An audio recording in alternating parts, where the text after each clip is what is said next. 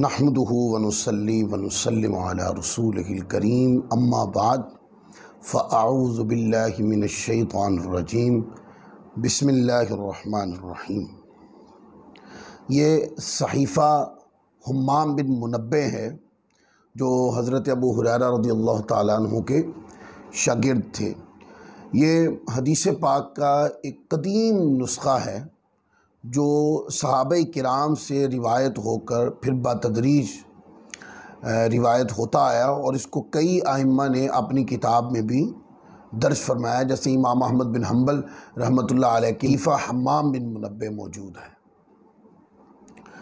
تو آج اس کی سب سے پہلی حدیث ہے، اور اس حدیث پاک کا تعلق امت محمدیہ صلی اللہ علیہ وآلہ وسلم کی فضیلت کے ساتھ ہے۔ آقا علیہ السلام نے ارشاد فرمایا کہ ہم سب امتوں سے آخری امت ہیں، آنے میں سب سے آخر میں ہم آئے، اور قیامت کے دن سب سے پہلے ہوں گے۔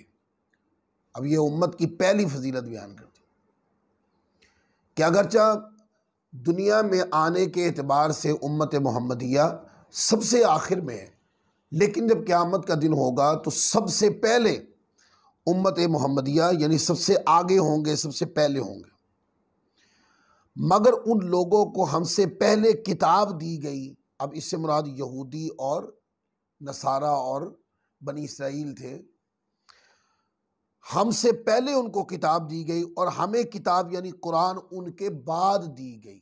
جب تمام آسمانی کتابیں آ چکی تو بعد میں قرآن مجید نازل کیا گیا۔ قرآن مجید کے نازل ہونے سے پہلے تمام آسمانی کتابیں اور تمام صحائف آ چکے تھے۔ پس یہ جمعہ وہ دن ہے جو ان پر فرض کیا گیا تھا، تو انہوں نے اس کی تعیین میں اختلاف کیا، تو اللہ تعالیٰ نے ہمیں اس دن کی ہدایت دی، پس وہ اس میں ہمارے تابع ہے۔ یہود نے اگلے دن ہفتہ اور نصارہ نے پرسوں اتوار کو مقرر کیا۔ اب قرآن مجید اٹھا کے پڑھیں تو قرآن مجید کے اندر ایک آیت کریمہ بھی ہے جس سے اس بات کا پتہ چلتا ہے۔ اللہ رب العزت نے ارشاد فرمایا، انما جعل السبت علی الذین اختلفوا فیہ وَإِنَّ رَبَّكَ لِيَحْكُمَ بَيْنَهُمْ يَوْمَ الْقِيَامَةِ فِيمَا كَانُوا فِيهِ يَخْتَلِفُونَ۔ ہفتہ تو انہی پر رکھا گیا تھا جو اس میں مختلف ہو گئے تھے۔ یہودیوں کو دیا گیا جمعہ، تو انہوں نے کہا کہ ہم ہفتہ کا انتخاب کرتے ہیں، اختلاف کیا، اور بے شک تمہارا رب قیامت کے دن ان میں فیصلہ کر دے گا جس بات میں وہ اختلاف کرتے ہیں۔ تو جمعہ کا دن یہودیوں کو دیا گیا، تو انہوں نے اختلاف کیا، انہوں نے کہا کہ ہم مقرر کرتے ہیں، ہمیں ہفتے کا دن عبادت کے لیے چاہیے، تو پھر ان کو ہفتہ ہی دے دیا گیا۔ بعض ازاں ہفتے والے دن بھی وہ نافرمانی کے مرتکب ہوئے، اس پر سزا دی گئی، اس پر قرآن مجید میں آیت موجود ہے۔ پھر عیسائیوں کو، نصارہ کو جمعہ کا دن دیا گیا، انہوں نے بھی اختلاف کیا، اور انہوں نے کہا ہم اتوار کا دن عبادت کے لیے رکھیں گے، ہمارا دن ہفتے میں یہودیوں کے دن سے پہلے آنا چاہیے، سو انہوں نے اتوار کا دن منتخب کر لیا۔ اور مسلمانوں کے لیے اللہ رب العزت نے جمعہ کا دن عبادت کے لیے مقرر کیا، تو مسلمان جمعہ والے دن عبادت کرتے ہیں۔ تو آپ دیکھتے ہیں کہ جمعہ والے دن خاص نماز جمعہ کی ادائیگی کی جاتی ہے، اور پھر جمعہ والے دن کی کئی فضیلتیں آپ قرآن اور احادیث میں اٹھا کر پڑھتے ہیں۔ تو امت سابقہ میں ایک رواج تھا کہ وہ اختلاف بھی کرتے تھے، انبیاء کرام احکام دیتے تو وہ اختلاف بھی کرتے، جبکہ یہ آمیزش آپ کو مصطفیٰ کی امت اجابت میں نہیں نظر آئی۔ ان کو جمعہ دیا گیا، اختلاف کیا، یہودیوں نے ہفتہ رکھ لیا، اور پھر جمعہ کا دن نصارہ کو دیا گیا، انہوں نے بھی اختلاف کیا، انہوں نے اتوار کا دن رکھا۔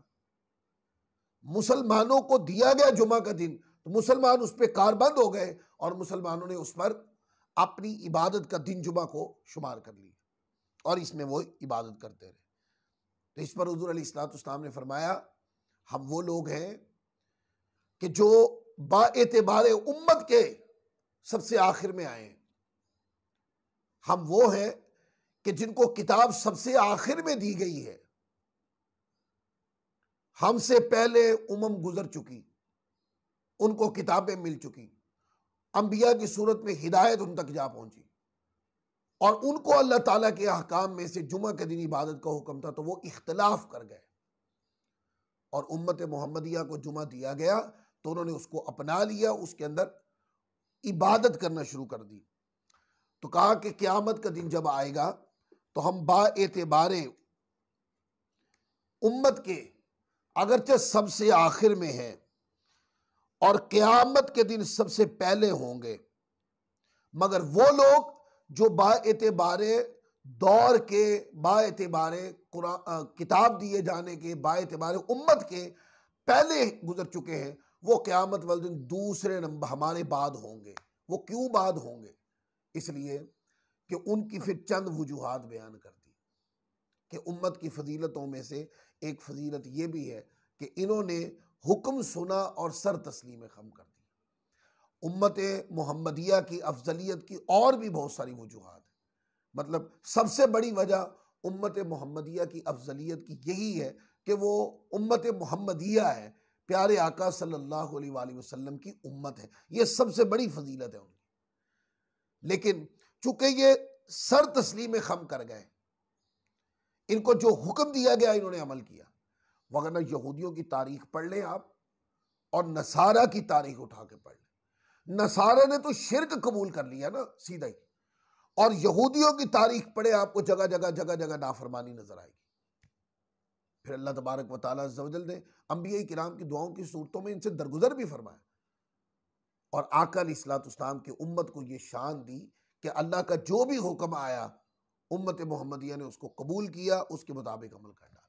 یہ ان کی وجہ افضلیت ایک جزوی طور پر اس حدیث پاک کے اندر بیان کی گئی۔ تو انشاءاللہ اگلی حدیث کے ساتھ، یہ روزانہ کوشش کریں گے ایک حدیث پڑھیں گے ہم، انشاءاللہ نئی حدیث کے ساتھ پھر حاضر ہوں گے۔ اللہ تعالی ہم سب کو عمل کی توفیق عطا فرمائے۔ وما علینا الا